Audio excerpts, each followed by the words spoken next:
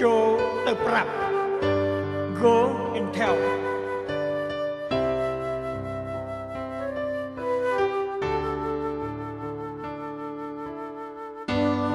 ចម្រៀងខ្មែរគ្រីស្ទាន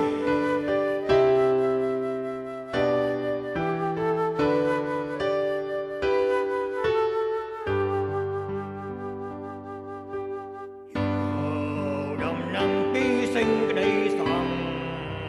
ព្រោះទៅប្រំលោគ្រប់សាងឲ្យដល់ពីនឹងត្រូវស្លឹមបាត់បង់ចំពោះបើយើងខ្ញុំមិនចេះខំប្រើចូលទៅប្រើគេពីព្រះយេស៊ូវទ្រង់សុគន្ធជួយមនុស្សមានបានចូ